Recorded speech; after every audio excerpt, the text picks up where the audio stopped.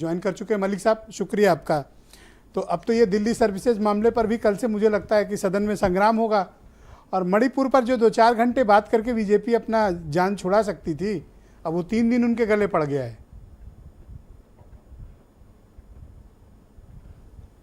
ब्रजेश जी, मुझे लगता है कि भारतीय जनता पार्टी ने एक ऐसी गुगली दिल्ली का जो ये विधेयक लेके आ रही है, इसके जो मणिपुर पे भारतीय जनता पार्टी एक ही सब्जेक्ट पे घिरती, अब 2 सब्जेक्ट आ गए और ज़्यादा चर्चा दिल्ली के बिल पे होगी, ना कि मणिपुर पे।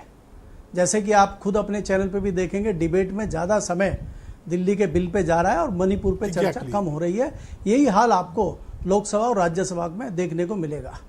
मेरा मानना यह है, अगर आप बिल की बात ब्रजेश जी करते हैं, कि पहले ही दिल्ली की सरकार के पास ना डीडीए का अधिकार था, ना पुलिस का अधिकार था। पुलिस गृह मंत्रालय के अधीन थी और डीडीए शहरी विकास मंत्रालय के अधीन था। बचा कुचा जो ट्रांसफर पोस्टिंग का काम था वो भी छिन गया।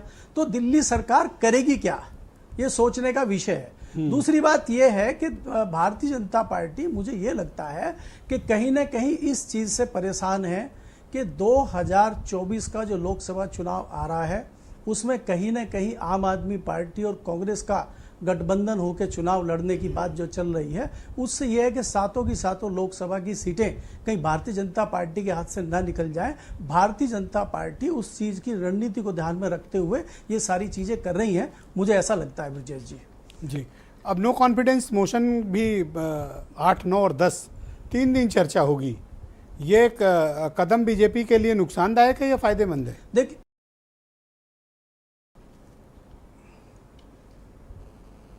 देखिए ब्रजेश जी, अगर आप देखें, मुझे लगता है कि कहीं ना कहीं ये विपक्ष की एक बहुत बड़ी जीत है।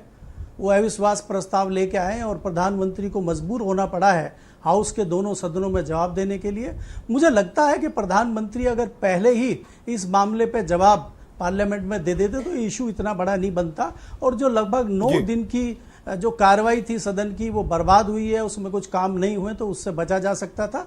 लेकिन मैं फिर कहता हूं, जैसे कि मैं लगातार कहता रहता हूं, कि देखिए, ये राजनीतिक दलों की नूरा कुश्ती है, ये राजनीति होती है संसद में, और वो खाली सत्ताधारी दल करे ऐसा नहीं है, उसमें विपक्ष भी राजनीति करता है। क्योंकि देखिए, आपको मालूम है कि आने वाला चुनाव सबके लिए बहुत महत्वपूर्ण है, तो उसमें तमाम जो क्वेश्चन आउट ऑफ सिलेबस है सर, चाहे बड़े हो, कहीं ना कहीं आउट ऑफ सिलेबस क्वेश्चन है सर। आज एक खबर चल रही है कि उन्होंने कह दिया है कि अब आरएलडी से गठबंधन नहीं करेंगे। तो अब आप वाली पार्टी तो गठबंधन हो नहीं रहा, अब कैसे, मतलब अब?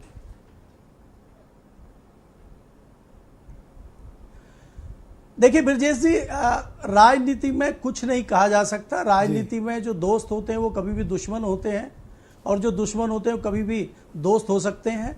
ये कह देना, अभी कुछ दिन पहले अगर आप देखेंगे, भारतीय जनता पार्टी ने अपनी एक समिति, अपनी एक कमेटी बनाई है, और उसमें जाट जो समाज है उसकी कुर्सी खाली रखी है। तो कहीं ना कहीं भारतीय जनता पार्टी को भी विश्वास है और खिड़की। बहुत शुक्रिया सर, हमारे साथ जुड़े रहिएगा। वीरेंद्र जी भी हमारे साथ डिबेट में आ गए हैं।